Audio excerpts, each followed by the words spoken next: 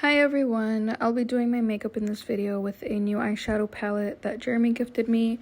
So I'll be trying a new eye look, and I'll also just be taking this opportunity to give you a personal update and just to let you know where I'm at, what I'm experiencing in the moment.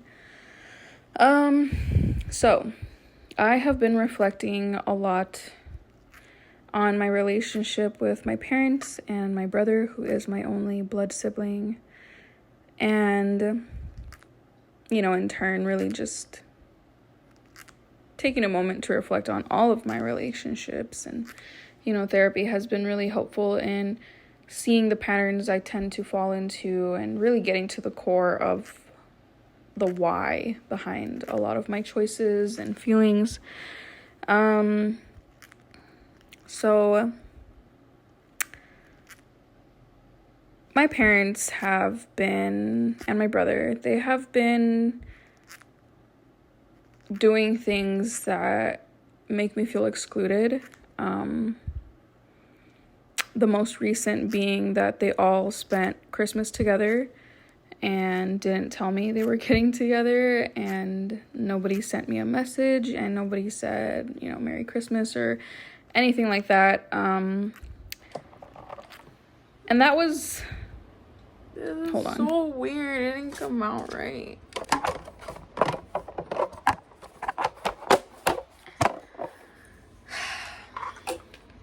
Just thought I would make some space for the frustration that I was experiencing while I was doing my makeup. But anyways, so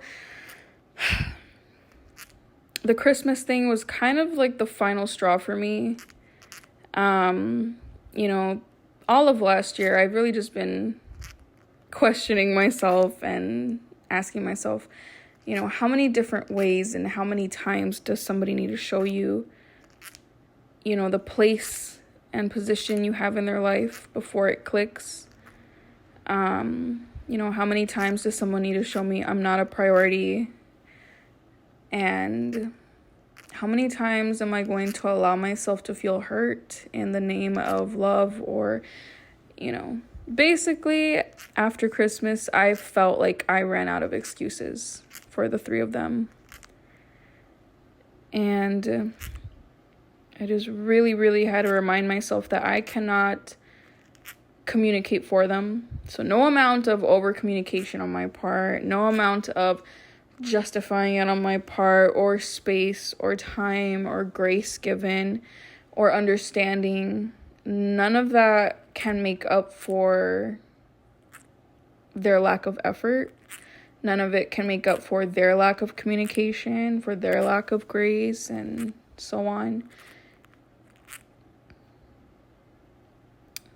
And this has been very difficult because it's shattered who I thought my parents were, and it's shattered who I thought my brother was to me. It shattered what I thought our family was and what it meant to everybody. And all of these reflections have unearthed a lot of anger that is very familiar to me, that I can remember feeling since I was a child. This anger, this grief. I ended up deciding to unfriend them all on Facebook. I blocked them on Instagram, and I deleted their phone numbers. And it felt good in the moment. I felt relieved, almost empowered. And I just kind of felt a dread, thinking, are they going to reach out? What's that going to be like? None of our conversations have ever felt good. They've never felt like, I've been heard, I've been seen, none of that ever. So I just wasn't expecting anything good. I did end up receiving a message from my dad, and the initial message seemed genuine. He was wondering what happened. And I replied, and I told him all of the instances just in the last year. And I told him that I had enough of being the one to reach out, that I'm not the mother, that I've offered comfort that they've never given me, that it's not on me anymore to decide whether this relationship is something that can be fixed, because only they can decide whether they are willing to do that work. You know, they're willing to put in that effort to talk openly and honestly. And I really just was very clear with how I felt and why I felt that way. And his reply was pretty dismissive. It was what I expected. In the moment, I didn't feel anything. I felt just numb. But I think over time, it's hitting me, you know. I just had therapy this morning. I got to talk about it with her.